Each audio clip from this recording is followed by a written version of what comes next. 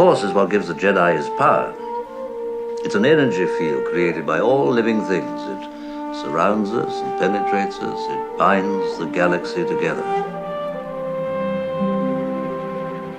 Well, hello and welcome to the Jedi Trials. Only through knowledge and meditation can we know the true way of the cards. I'm your host, DHaus, here with a special guest because I kicked Mike Rudin off the podcast because he's been, just co-hosting on every other podcast on the planet. So I said, you know what, Mike, you're suspended. So he's gone.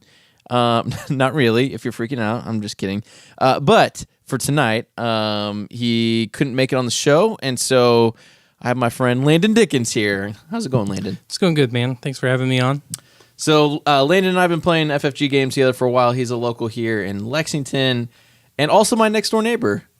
It's very convenient. It so is, for the rare times that we get to play Destiny together. But Landon jumped on. He's been really involved in the local community, and it's been great. So when did you start playing Destiny? You and I played TTS about a month before the first Gen Con, I think. So July, 2 years ago. Before the first Gen Con. Yeah. Gen Con was when it was. Yeah, or maybe it was. It was right when they were first starting to spool cards. Okay. Before the actual set came out. That's right. You and I played on TTS. Yes, we did. Yeah. So from the very beginning, the good old days of Phasma Guardians and Leia Akbar. That's right. So Landon's been around for a while, so I thought he'd have some good input. Tonight we've got two main topics, but first, we like to get to know our guests around here. So Landon, first of all, what card has brought you the most fun in Destiny? And you can define fun in whatever way you want to define it. So my most fun that I ever had was in those first few months, especially leading up to the first worlds of playing Vader Raider. OG Vader, Daddy Vader was my favorite. It was so fun, especially the roll double threes against you. But seriously, though, that is just Vader being an iconic character, and at the time, he was such a powerhouse. Yeah. It was just so much fun. Yeah. Good old original Vader. Another local Will has picked up on Vader Mandalorian Commando, and based on a YouTube video I saw from Chimera. Is that how you say that? I don't know how to actually say I'm Thrawn's not sure. ship, the big... oh, no, that's right. Yeah, Chimera? I think so. All right, whatever. But there was some crazy dark saber, dagger mortis, dark ritual, crazy shenanigans, and so he's been playing OG Vader, and it makes me really happy. I convinced him to run premonitions. That's awesome. It's so great because there's like he's got like Rise Again, Dark Ritual, Dark Saber. I'm like, come on, man, you just got to run premonitions, and he did it. It makes me so happy. That's awesome. So that's great. Good old Vader. All right. So, what character or support would you like to see come to Destiny? Something along the line of X-Wing pilots from Episode 4. So a Biggs or a Porkins. Good old Porkins. Or, a Red 5 Luke.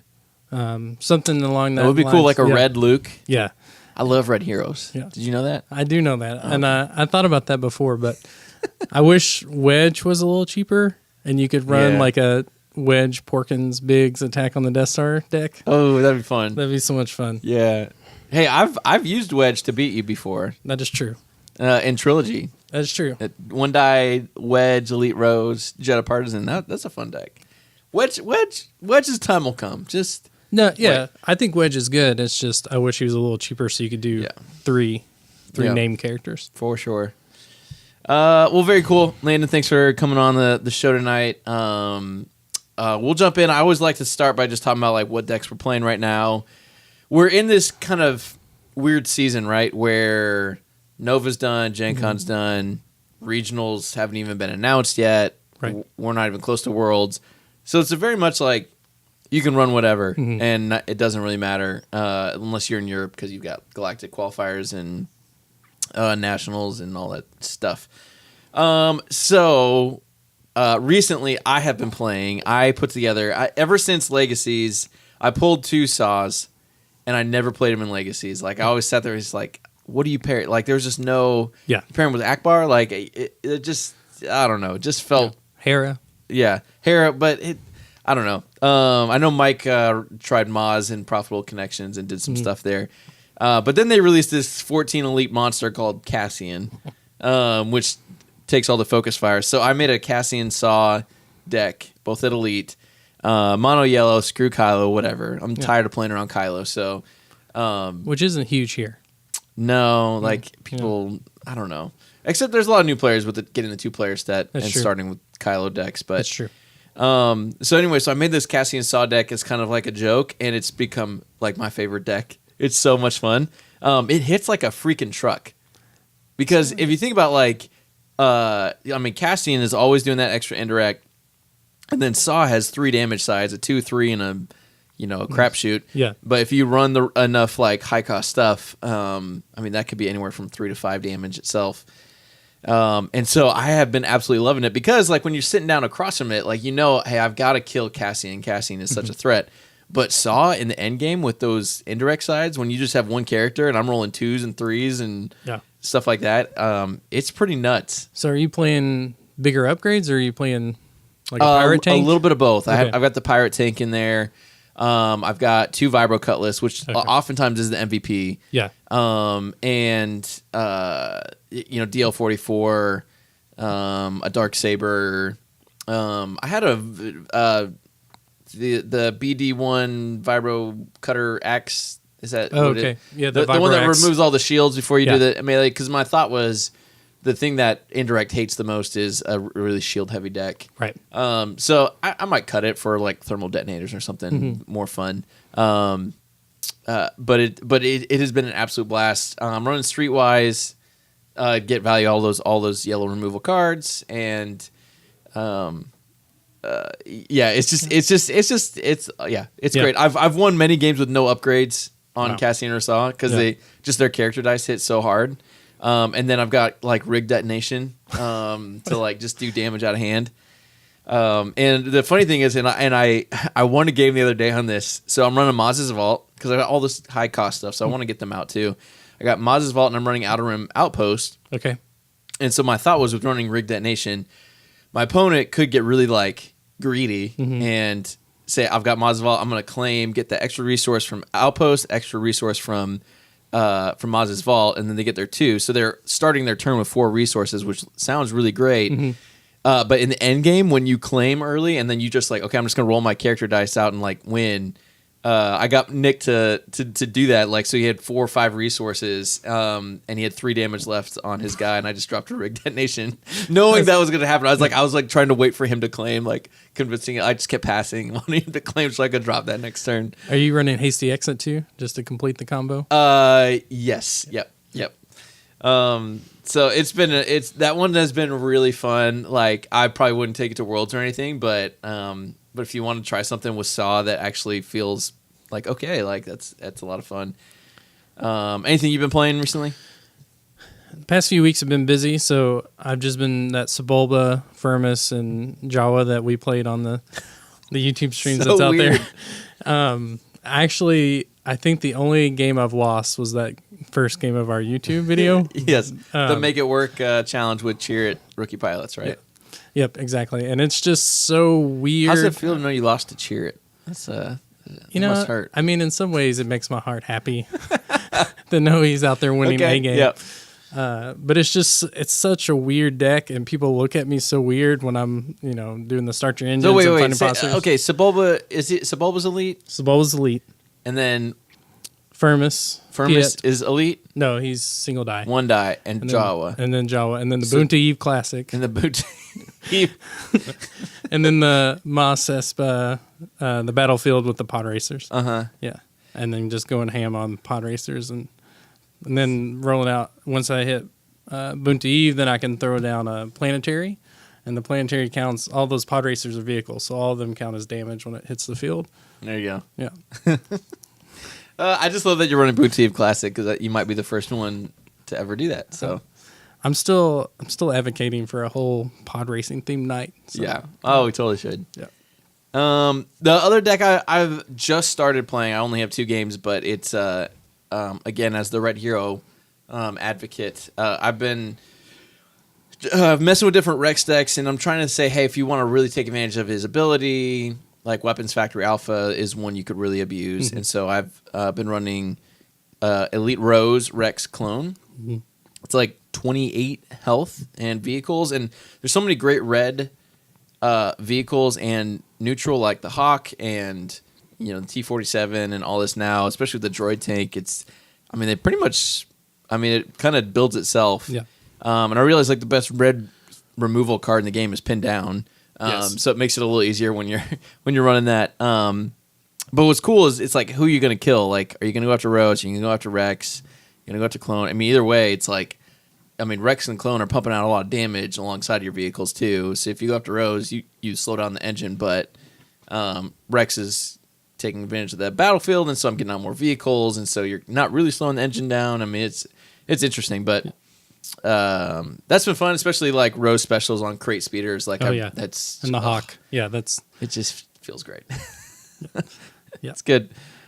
Cool. Any other decks you've been playing? Just to go off of that theme, I actually was playing Rex, Clone, Anakin, all single die, but with long-term plan. And that was so much fun. I wound up finishing top 4 in a store championship here with that. Yeah. And it was the same kind of thing with long-term plan. It's like, who do you go after? Because I'm either just going to pump up Anakin to get enough resources to play 2 vehicles every round, or I can use that on the Clone or Rex, or then one of the vehicles once I start getting big stuff out, just to lay down massive damage. Yeah, it's crazy. It's a ton of fun. Yeah. Well, cool. Well, let's jump into our first topic tonight for this episode. Nova happened, and at Nova, they were playing staff challenges, which, if you don't know what that is, you could go and challenge one of the FFG staff to a game, and they are specifically using cards from across the galaxy, so it's kind of like hey, see what the future holds, and see some of the cool new cards. And so we got a couple interesting spoilers from that, and some cards we kind of knew were coming. They were grainy, and we hadn't seen the whole thing. So we're just gonna talk about all of them. So there's 8 cards specifically. I may have missed 1 or 2 in there. I'm not sure, but we're gonna just break those down and give our initial impressions of these cards. So the first one is a new Jyn Erso, and Landon. She's a red hero. She is. It just warms my heart. This is Jyn Erso, the Daring Infiltrator. 12 health, legendary, by the way. 13 for 1 die, 16 for elite. She's a character dash leader. Her die sides are 2 range, plus 2 range, discard, blank, and so no resource. And her text says, after you activate this character, you may look at the top 3 cards of an opponent's deck and rearrange them in any order. You may discard the top card of that deck. So a couple things that caught my eye. Number 1, no resource. Right. So is that the difference with Cassian? Cassian has a resource? Yes. Okay. Well, and not the plus 2. Yeah, not the plus 2, and he's got a 1 range instead of a 2 range. But so no resource. Like, and there are very few characters in the game that don't have a resource. You think like Battle Droid doesn't have a resource. Spirit Rebellion Vader doesn't have a resource. I'm trying to think what else. Gamorrean Guard doesn't have a resource. So there's a precedent for it, but at this type of character, like, it's just interesting to me. Great damage sides. Yeah, ridiculous damage sides. It is a little bit in danger of being easy pickings, I guess, because then you also have 2 discard sides, so it's very possible to have, have your dice showing the same things. But that's pretty good. Yep, it ain't bad. Yeah. Is there anybody to pair her with that's not Cassian? Yeah. Rex, man. Oh, Rex. Okay. Rex. I'm just saying. It's all red heroes here, Landon. You should have known coming here. Jedi Trials. I'm changing Jedi Trials to Commander Trials or whatever what's the official name for red? Because they had like is it Command? I think it's Command, which nobody ever calls it that. No. But it's funny that actually exists. Command Trials from here on out. Somebody tell Mike, change the name. So what's your impressions of this? What catches your eye? Well, like I said, I can't imagine her not being with Cassian, which is cool thematically. Yeah. Especially when like K2 and stuff was so expensive that you couldn't pair him anybody thematically. But then at the same time, it also scares me to death playing against Cassian and Jin. Yeah. Because they're going to roll either a ton of damage or they're going to mill you so quickly and be able to get cards off the deck and out of your hand so quickly. Yeah. Yeah, that's. I mean, it really is like one of the first decks we've seen. Like, truly is like a mill or kill. Like either way, like you could change your, you could change your strategy midway and probably be okay with what you have going on. And man, I think that ability of being able to like pull out any card of your top three, right, and say, oh, that second chance, nope, that's gone. Yeah. Oh, that force illusion, that's gone. Witch magic, that's gone. I mean, some of those like game breaker cards. It's like, ooh, nope, sorry. Yeah. That's really good. Yeah. That's like the consistency of focus, only the consistency of mill is being able to say that's the card I want to get rid of. Sorry, go ahead. Yeah, I mean, obviously, like this is just way better than the original Jin. Oh yeah, who never ever saw play because she was just so overcosted. But how much of an issue do you think the absence of the resource is going to be? I mean, we've seen other decks work, right? So, triple Death Trooper was a thing for a little while. The battle droids have been, you know the battle droids well. Yeah, that I do. And being able to generate resources without it being on the die. So it's true. If you pair it with Cassian or another yellow that was going to have resources and have Maz's Vault and other kind of things to generate that money, I don't think you'll miss it, especially having two base damage sides. Sure. And then the discarded sides. Yeah. The other thing I've noticed about this, number one, if you do play with yellow, you can play Rebel, which has Jin's art on it, which that card is insane when you pull it off because it's so hard to play around. But Rebel is an old card from Spirit Rebellion. Play only if you have one or more dice showing a discard. Play a card from your discard pile, decreasing its cost by 1. So in these Jin Cassian decks, I mean, it's very likely you're gonna have your character dice out. Rebel will be active, so you're getting 4 easy pickings if you want. You're pulling out a third second chance. You're one thought I had was like you could, if you played Commando Raid, you could Rebel Commando Raid back in and say like, oh, discard 3 again. Yep. And you're just like so sad. You're like, I thought I had more time. No, it's the third Commando Raid. That's crazy. And with her red, you can do logistics too to help with that resources. If you have another character with the because it's just spot a red character. True. The resolve a resource die. Yeah, so it's a little riskier, but yeah, that's it's. I love Jin. Like I said, like I want Red Hero, like just a Red Hero deck to win Worlds, and we'll see what we can do. But can't talk about Jin without also talking about Jyn Erso's Blaster, which is also a legendary 3-cost red hero weapon, upgrade weapon.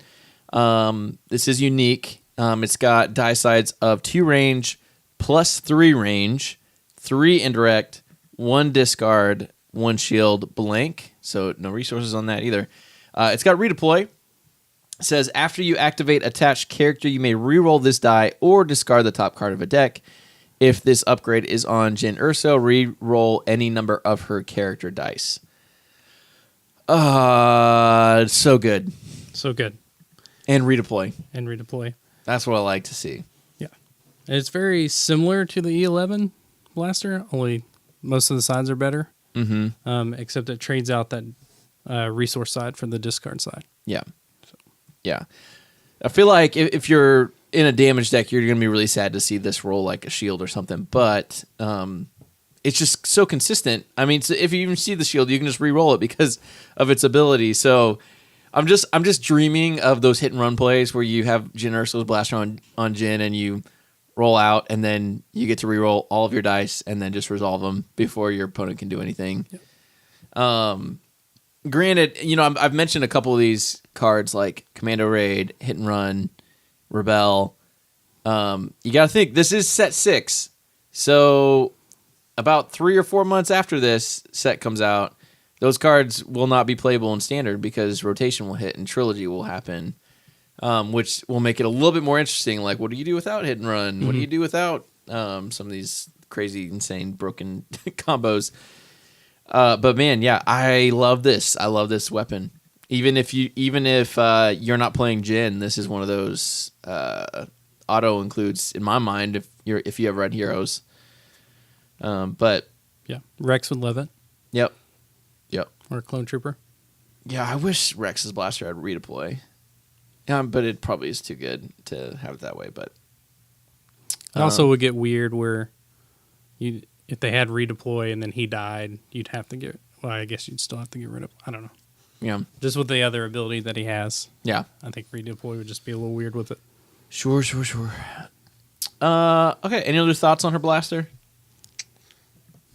All right, I'm good. Moving on, we have another red card, but it is a villain card.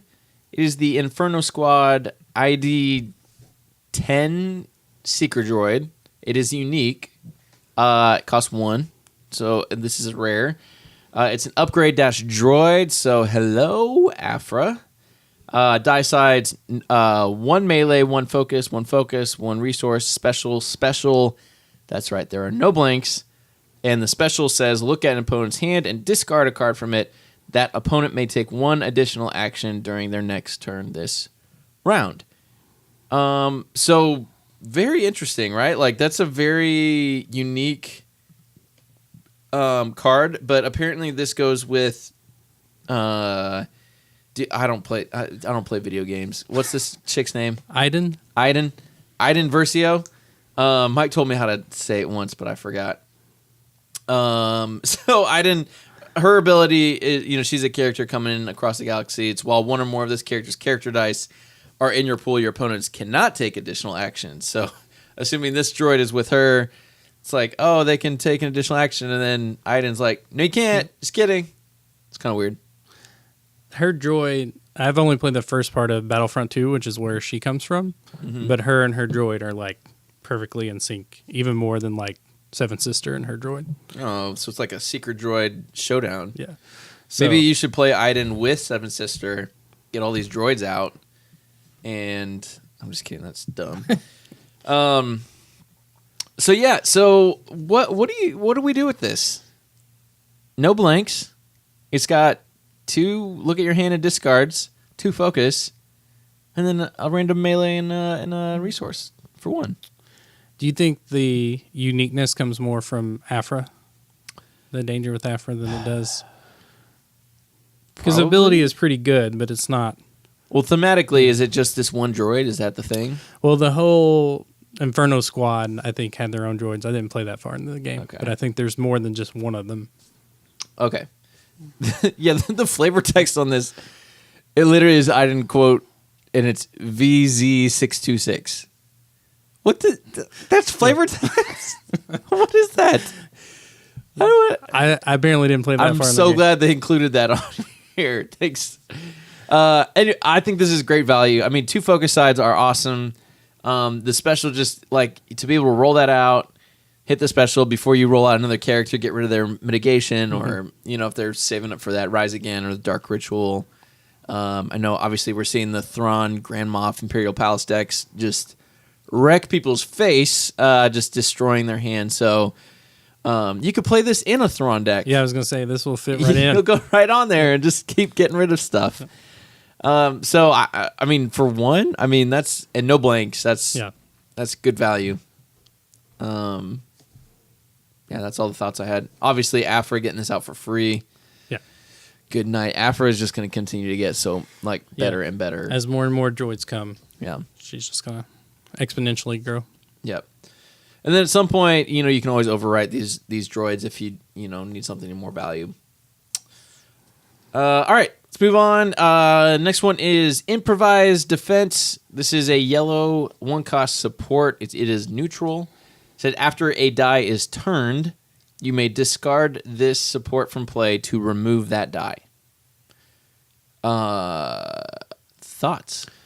My first impression, I was very unenthusiastic about it. Mm-hmm.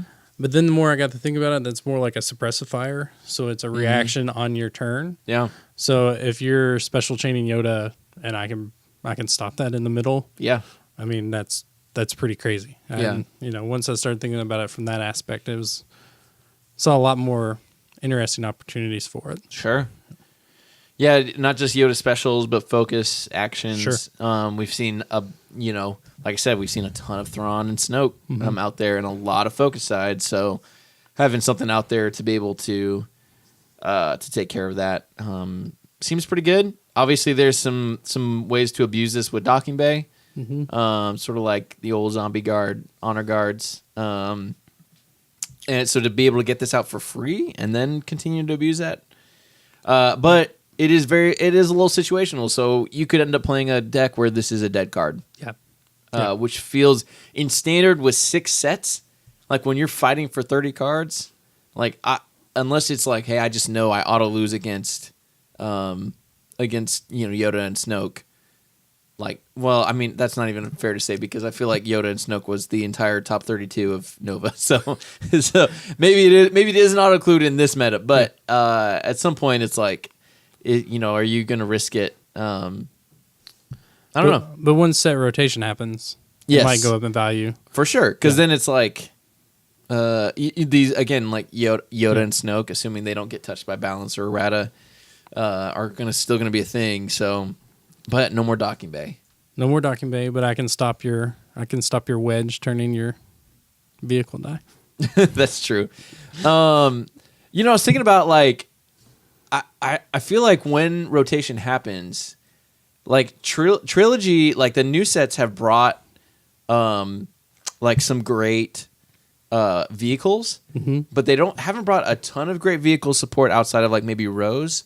But I'm thinking like Weapons Factory Alpha, gone, right? Chance Cube, gone. Rally Aid, right? Rally Aid, gone. Yeah. Tech Team, gone. Like there's vehicle decks are going to take a hit once it happens. So I remember like in that trilogy vehicle deck that I was running against you, like I was running like bartering. Yeah. 'Cause I'm like, bartering can get me money, right? Like it was like, how do I, get all these vehicles out? So it'll be interesting to see what else that comes out for vehicles, or vehicles could just look very different, which we'll get to in just a second with another spoiler. But before we get to those vehicle spoilers, the next one we're going to hit is the Qui-Gon Jinn's lightsaber.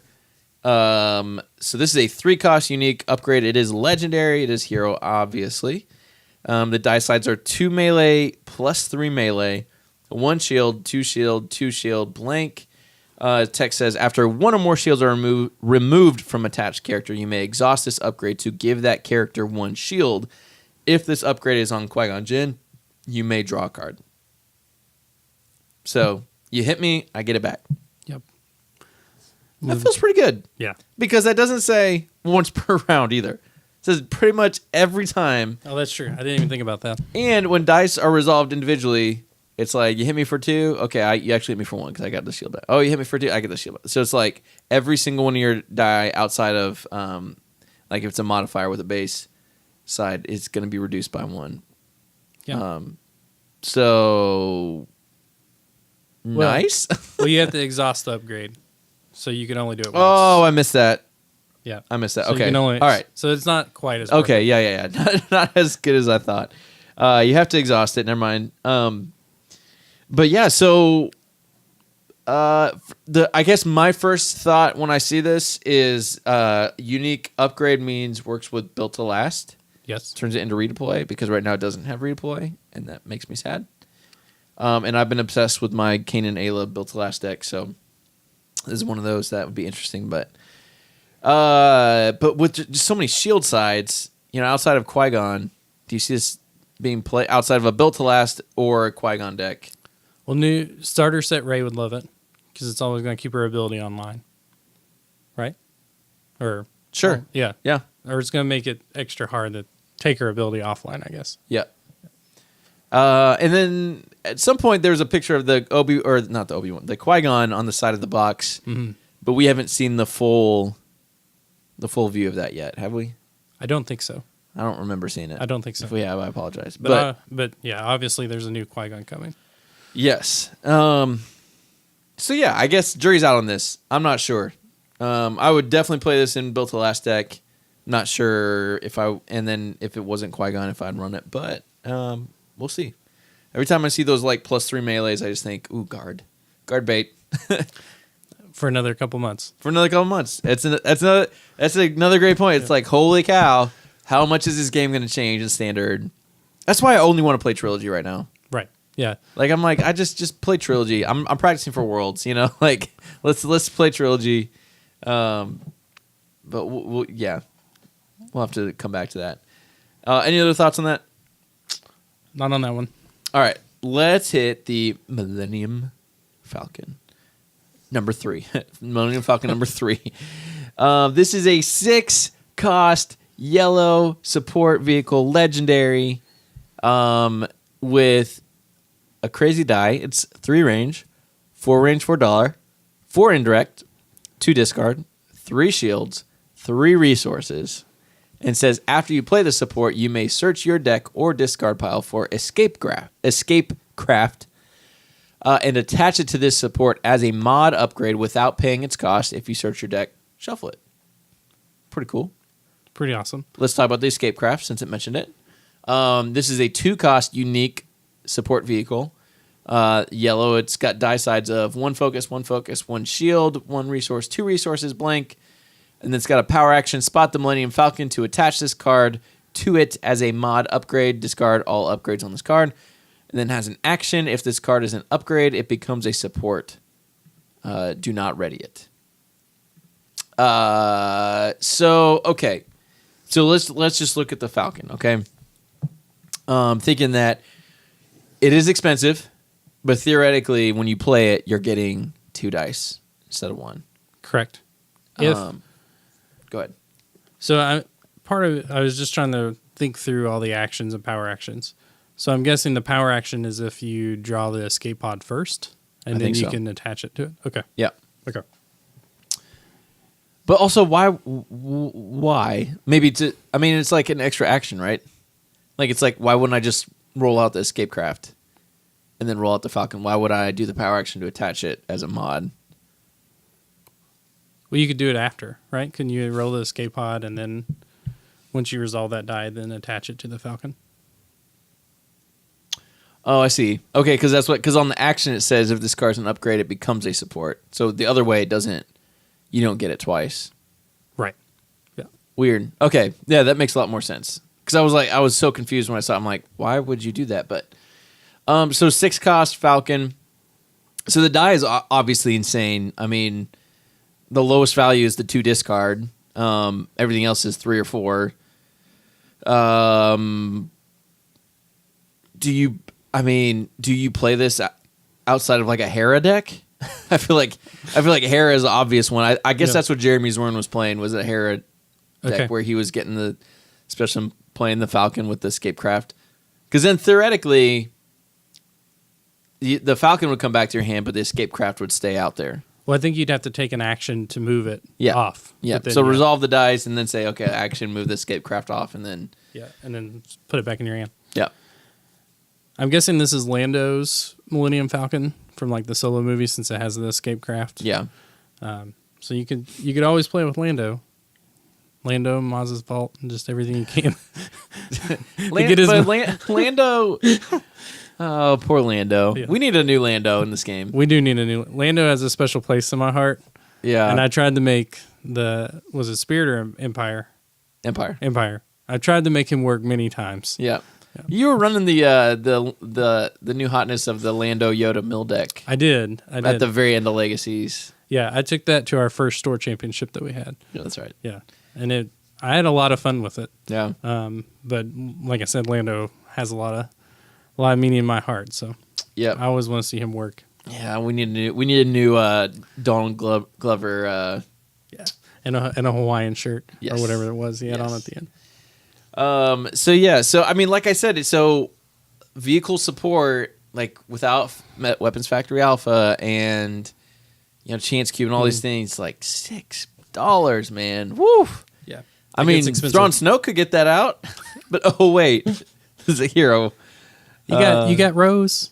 Yeah, I guess you could do some Yoda Rose Gungan special chain the Yoda into the Rose special, and then You'd have to have Jar Jar because you'd have to have yellow to be able to put in your deck. Oh gosh, that doesn't even work. So you'd have to have Wow. Rose double partisan or something, and Yeah, you could do the long-term plan thing. yeah, I don't know, man. yeah, it does seem. I mean, it is cool. I do want to play. I want to go back to that old Haramaz rookie pilot or Ezra deck. Mm-hmm. I had a lot of fun with that deck when it was in Empire. Like I played it a ton before vehicles were cool. And the vehicles became cool, and I'm like, nah. You went back to Red I'm Hero. like too hipster. Like that's mainstream. I don't want it. Yeah. So, but I really enjoyed that deck, and I would love to just play the Falcon for free. That sounds fun. But speaking of vehicles, we got a clear picture of the X-Wing. It's very interesting. So it's a 2-cost Red Hero support vehicle.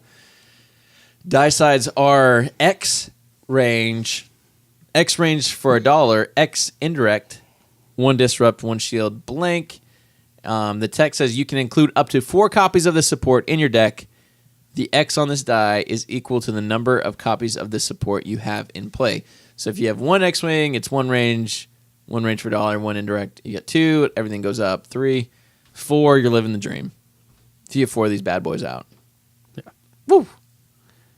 How do you feel about this compared to the TIE Fighter? That got spoiled a little earlier. So yeah, let me read the TIE Fighter. So the TIE Fighter is also a 2-cost villain vehicle. Die sides of 1 range, plus 2 range, 2 indirect, 1 disrupt, 1 resource, blank. It's got ambush. You can include up to 4 copies of the support in your deck. And after you play the support, search your deck for a copy of it, reveal it, and add it to your hand, shuffle your deck. I really like the TIE Fighter's ability to spam itself. Right. Like I like that you play it. It's like I'm going to go get this, and then if you get the resources, you can just keep getting these guys out. It's probably good balance that you can't do that with the X-Wing because that would feel gross. Well, the TIE Fighter also has ambush, so you could chain. If you're playing Snoke Thrawn, you could chain all 4 and Yeah, true. get them. You got that right Hailfire droid tank out there. You're like, 1 indirect, 1 indirect, 1 indirect. Yeah. You can't do anything about it because I have 16 resources because I snoked my 2 resource side, which makes total sense thematically. Yeah, I don't know. So originally I was sort of like meh on the X-Wing, but then I started thinking about like Rally Aid. And I'm thinking 2-cost vehicles with Rally Aid. You just shave your hand down and you're like, okay, free vehicle. Okay, free vehicle. Until rotation, yeah. right? So we can enjoy that for a couple months. So I don't know. I mean, obviously it would feel really terrible to pay 2 for this and then roll the X range for $1. Yeah. And be like, well, I'm obviously not resolving 1 damage for 1 resource. But I tell you what I do want to do to just troll completely is bust out my Awakenings binder, dust off an old card. It's actually an alt art that they gave out very early of OG Finn. Oh, yeah. Okay. So I want to get OG Finn out because you can have red vehicles in your deck and play 4 X-Wings and 4 TIE Fighters in my OG Finn deck. Tell me you don't want to do that. Come on. No, I do. Okay, good. Yeah. Okay, good. You get your Rally Aids out. You get your TIE Fighters for free. Your X-Wings for free. Everything's free in the Weapons Factory Alpha and Just living the dream to rotation. yeah. You can play that card. You can in case any of them get discarded, you can play that new red card that plays a vehicle from your discard. Or no, that's like you get it back. Never mind. Anyways, should be fun. Just play a deploy squadron. So then it's like you roll 4 X-Wings and 4 TIE Fighters at the same time. Woo! it's like the Resistance stole a bunch of TIE Fighters, and this is the last gambit. Yep, I want to see. I can't wait for the first person to get that, like all those vehicles. I don't 8 vehicle. I don't know if you can. I don't know. We'll see. But OG Finn, bust him out. He's just a mere 16 points at elite for 10 health and a terrible die. So He's got the same die as Farm Boy Luke. all you gotta do is you gotta run him with the red hero. So pair him with old 2 rookie pilots. these two rookies flying their TIE fighters and their X-wings. It sounds fun. I'm building this deck on TTS when I can, and we're absolutely doing this. But, anyways, I mean, you obviously can't run just like 2 X-wings. You got to run like 4. And that was the question I was going to ask you, because we were talking earlier about how narrow deck choices have gotten with Standard. Yeah. Do you, even in trilogies, is it worth running 4? Is it worth running 2 X-Wing over 2 of something else? I think in the right deck, sure. I mean, obviously the crate speeder is better, just in a vacuum. But I'm thinking if you wanted to swarm, it's like you can do a vehicle swarm deck with modified Hawks. Like if you did 2 modified Hawks, 2 crate speeders, 4 X-Wings, you've got 8 pretty solid vehicles at 2 cost each. Sure. With Rose Special doing their stuff. I don't know. I this is one of those, like, it's going to take some testing to see. Yeah. But I just have a feeling, I mean, once you drop that 3rd X-Wing and you've got 3 dice out there that have 3 sides, because I feel like 4 is going to be really hard. It's just going to feel real bad if you don't draw into those. Right. So if we don't get a vehicle tutor card Yeah. to pull it, it's going to be hard. I'm hoping there will be something else in this set we just haven't seen. Yeah. That will be along those lines. Or maybe I'll get my Porkins that can fetch an X-Wing or something. Yes. Porkins and Biggs looking for vehicles. Yeah, that sounds fun. All right. Those are the spoilers. We may have missed 1 or 2, but we are going to move on. One of the things specifically that I wanted to talk about when Landon was here is on the topic, kind of big picture here. We're going to go back up in the clouds. Talk about building a community.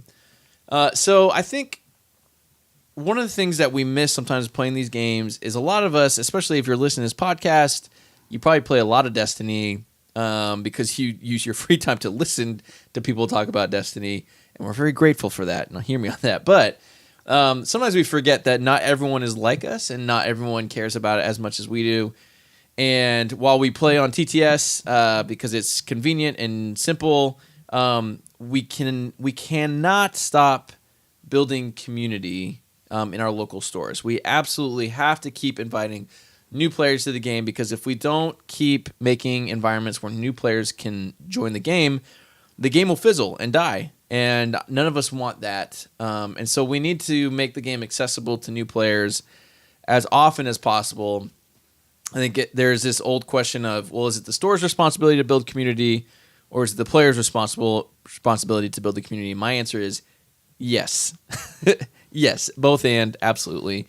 And so Landon here has worked really hard at doing some local things and building community here. And especially, I had my son 6 months ago. My life has been crazy, and I used to be out multiple times a week playing Destiny, and I couldn't get out nearly as much. And so I could just go to Worlds, and that was fun.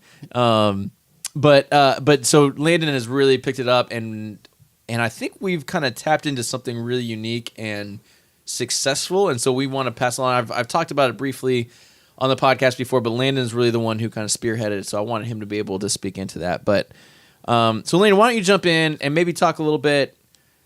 Maybe what do you think are like some of the most important things about building a community, and how do you create an environment where new players feel comfortable joining in? Sure. So, sorry, lost my train of thought. That's all right. Yeah. I'm just totally spacing. You're good. You're good. So let's talk. Let's jump in.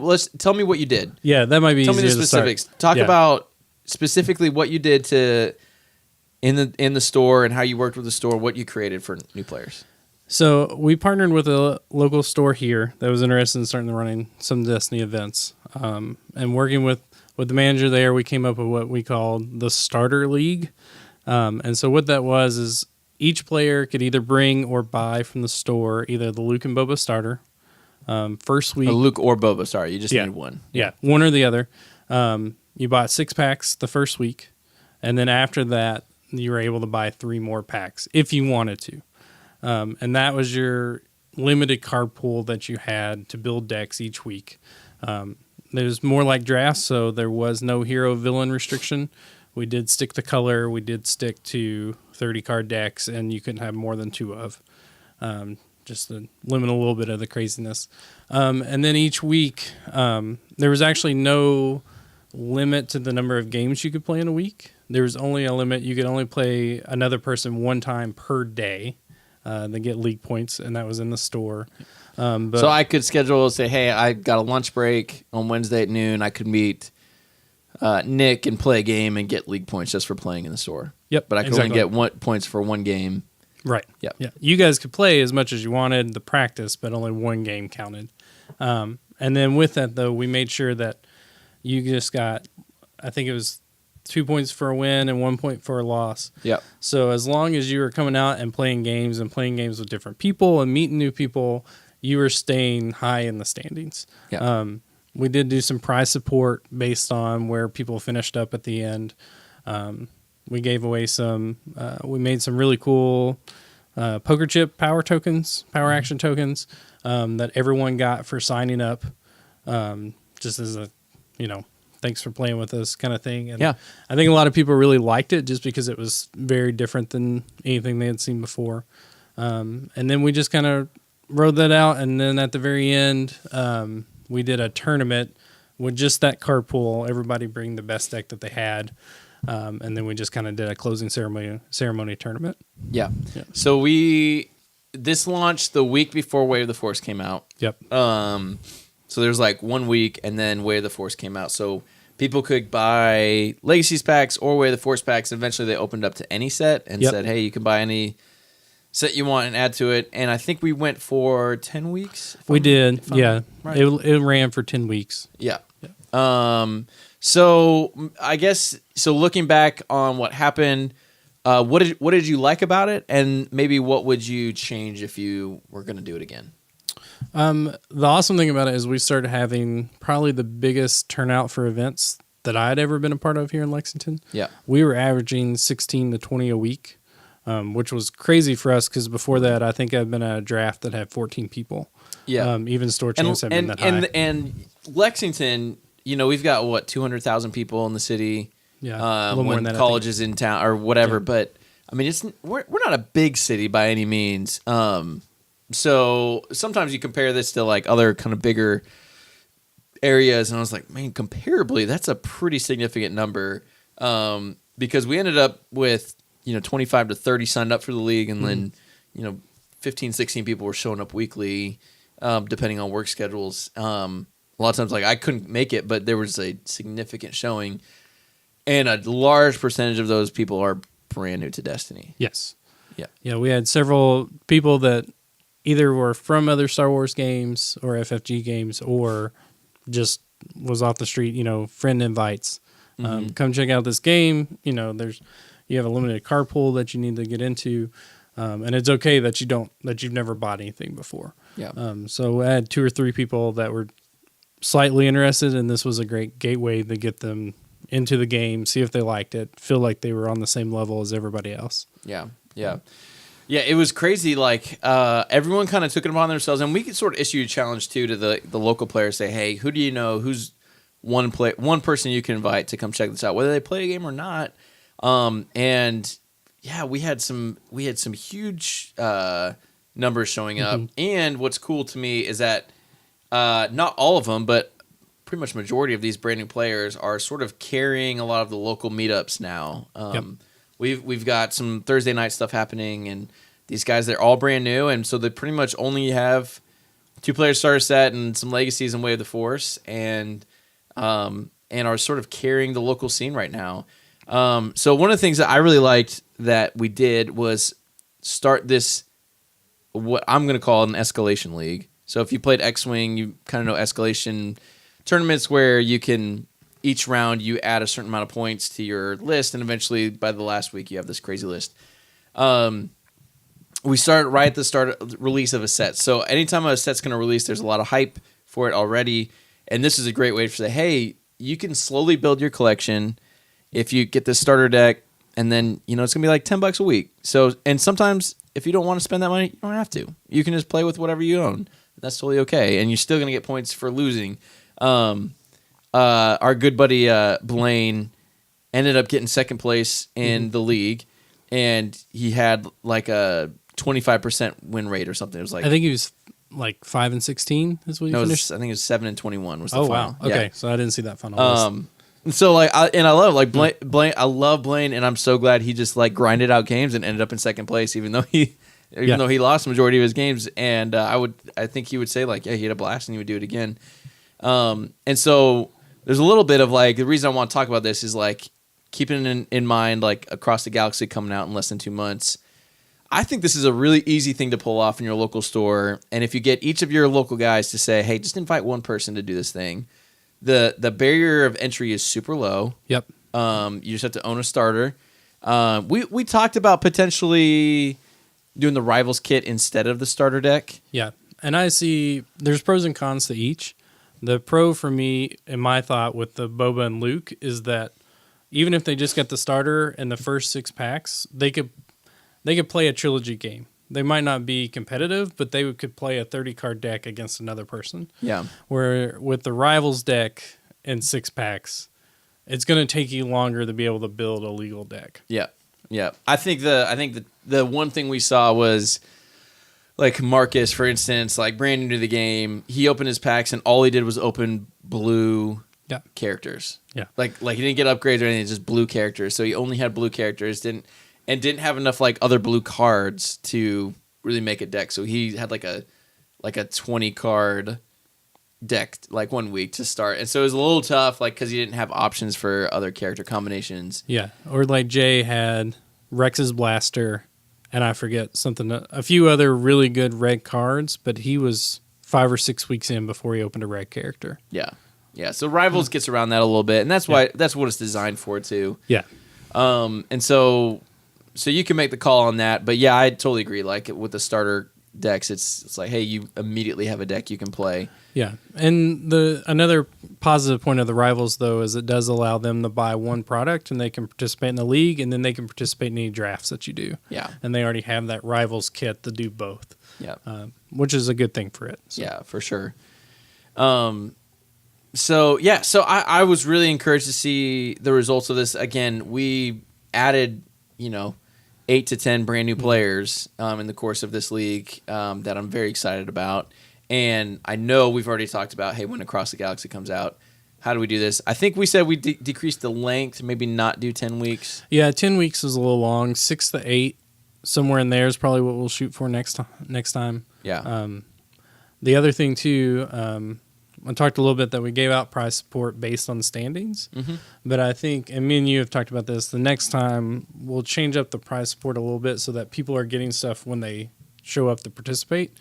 Like league night. Yeah, rather than putting it all at the end, because some of these people that, as life has happened and they slowed down or, they couldn't make it out through the whole thing. We have people, I think, still waiting. We're waiting for them to come pick up their prizes. Yeah. So it'd be interesting to still have something at the end to look forward to, but get people hyped every week to come show up and play and hang out. Yeah. And you can use like a quarter kit tournament for some of those prizes, which we did, which I thought was really good. But just as like a kind of even take a step back from all of this, again, my whole goal in like introducing a lot of you to this concept, I've had a lot of people reach out to me, the Jedi Trials on Facebook and Discord and things like that, saying, hey, can you explain a little bit more of how this works, and then implementing it in stores all around the country. It's been really interesting to see all of this and hear about the way that it's engaging different players. I know some people said, hey, we're meeting once a month.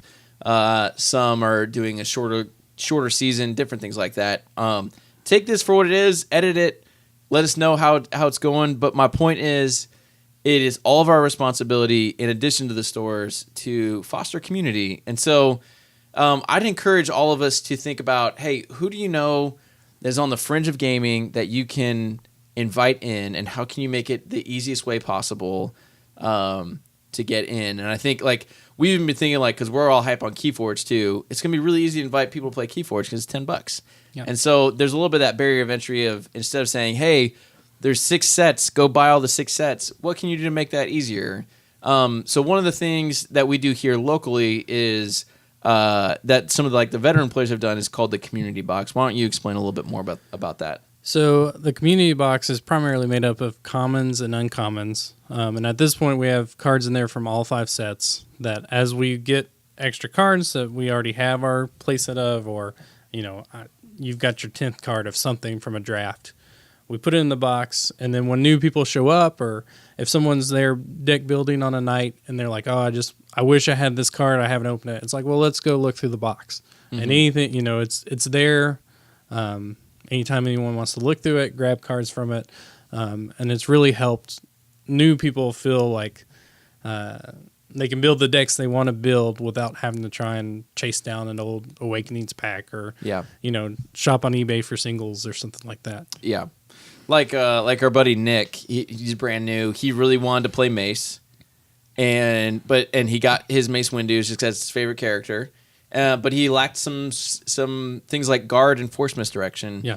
He didn't have it. I'm like, I have literally 12 alt art guards from tournaments. It's like, here you go. Here's 2 guards. Here's 2 force misdirections. And he's like, oh, how much you want? I was like, no, just take them because I want you to have a positive experience, playing in this game. And so I think something like a community box is a great way to make it easier for new players to say, hey, just look through there, take whatever you want. Right. It's literally free thing. And the store was totally fine with us leaving it there and just, they weren't trying to, no, you have to buy our singles or whatever because it's just commons and uncommons. But I saw several local guys give away rares too. And, even giving out holdout blasters, which is a staple and an expensive card. But they were saying, hey, just take this. This will help you. So that's the responsibility of us veteran players. We need to be able to do that. And so think of all those ways that you can, engage those new players and make the barrier to entry even easier. Yeah. As we jump into the 6th set here in a couple months, we've got to be thinking strategically about how to do that well. Yeah, and we had a local guy, Derek, who even went through for Legacies, I'm not sure what other sets, and actually put together play sets of all the commons. Yeah. So that way it wasn't even, hey, go look through that box. It's here's 2 of every common. Yeah. So that'll at least get you started. It might not give you all the best cards, but that'll at least get you started with any cards from the trilogy set that you want to start with. Because when you're a new player, it's sometimes you just need a lot of cards just to start processing. How do I build a deck? Yeah. And how do I do this? How do I do this well? And so, and don't be afraid to lend stuff out too. There's another new local guy, Jack. He really wanted to run Baze Maz, which is kind of goofy and funny, but I was he's hey, would you sell me your Baze? I'm like, no, just use them, just take them. Yeah. If I need them back, I'll let you know, but go have fun, know, and he's having a blast. He's loving it, and doing pretty well with it too. Yeah, I heard him excited about it the other night. So, yeah. So little things like that, come on, Destiny community, let's step up. Let's make it easier for new players. Don't be a tool. Don't be a douchebag when people come and ask questions. Stop your game and teach them. It's more important in that moment to teach someone mechanics than to finish out your game, which you'll probably have 100 more opportunities to do. And so, I saw this interaction on Discord where a new player jumped in, asked for advice on what to buy, and the response from this one guy was really trolly and very just immature. And this new player said, "Oh, so that's how this community is. Never mind," and basically disappeared. Right. And so, in one interaction, a new player who's excited about the game got a sour feeling and may not come back to play the game. So, guys, be aware of the word choice you use, how you interact. If you see someone on the fringe kind of looking, invite them and say, hey, you want to come check this out? And get them involved in your local community. So that's my little spiel for today about building community. Any final thoughts on the importance of or how to do this well? Yeah. One thing that I don't think we thought, I hadn't even planned for it when we first started to announce the league, is that first week I wound up playing almost no games because I was helping people deck build. Yeah. When new people are opening the starter and then they're opening 6 packs, it was just overwhelming for a lot of players. And even those first few weeks, I maybe played 1 game, and I spent more time talking through cards, talking through abilities, making sure people understood. And even the last week, we had a guy who a different Will than I think you've talked about before, but he has come in and out a few weeks throughout the league.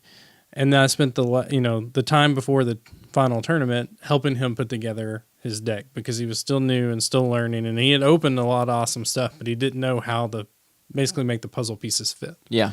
So just be aware of that. Make sure, you're keeping an eye out on new players because it's easy for them to get frustrated trying to learn everything or, putting something together that they think would work in a combo that doesn't work. And then it's like, it's just a frustrating moment in the game when it's like, oh, I thought I was doing something, but I can't actually do that. It's not a legal play, and they have to take it all back. So just being an eye out for them, working with them, being nice to them, as you said. Yeah. Will go a long way just for their overall enjoyment of the game. Yep. Love it. Very good. All right. So moving on to kind of close out the show. One thing, last episode we introduced the Make It Work Challenge, where Mike challenged me to figure out a way to make a couple cards work, the Bomar Monastery and the old card Awakening. And so I built a Chirrut double rookie pilot deck with Awakening and Bomar Monastery, and played a couple games on TTS actually against Landon here. And so those two are on our YouTube page. Go check them out. It was hilariously fun. There were a couple moments that I really enjoyed. And Chirrut, man. Rerolling all those blanks with two rookie pilots. Chirrut's a beast. Chirrut. There were a couple times he went beast mode. So that's all I'm going to say. So go check it out. But Landon, this week I'm going to let you give me the Make It Work challenge. So I don't know what you've come up with, but you challenge me to make a card or a couple cards or a style work, and I have to go build the deck, play it on TTS, post it on YouTube for your enjoyment. So what is your challenge, sir? So this might be a card that you have already had plans for, because it's Red Hero. Ooh, I like it already. It's a legendary. Okay. That I've never seen played. What? Okay. I'm so nervous.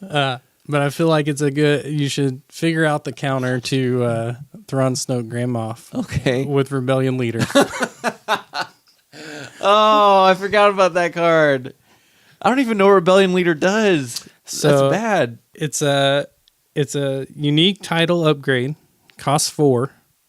2 indirect, 2 focus, 3 focus, 2 discard, 3 shield, 2 resource.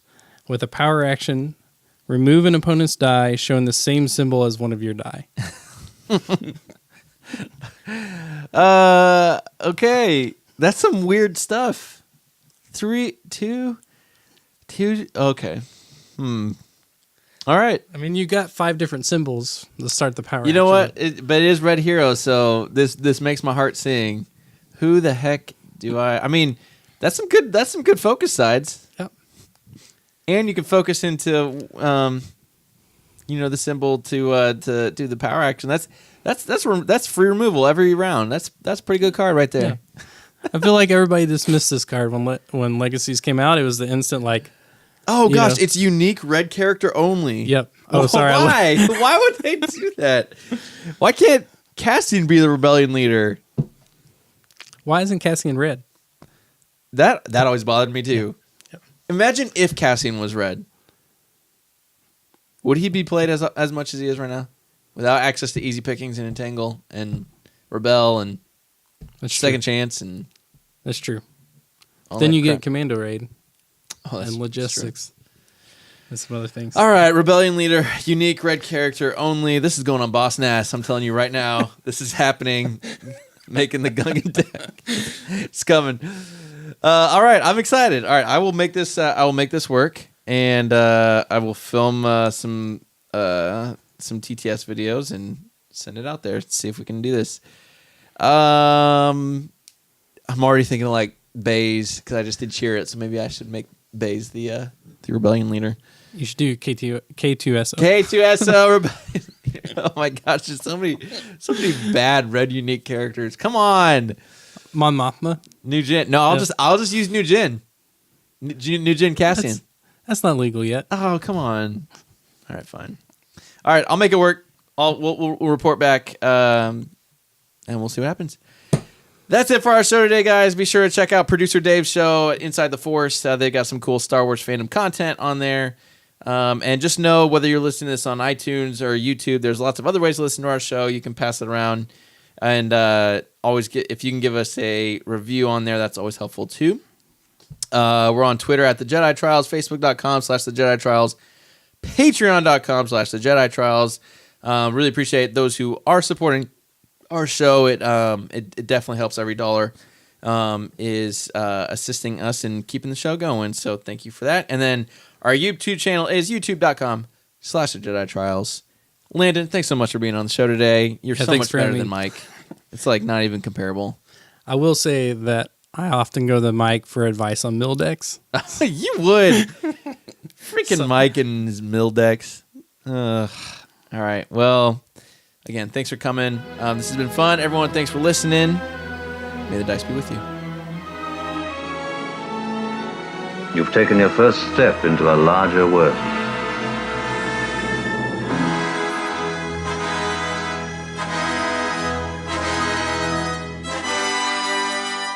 Remember, the Force will be with you, always.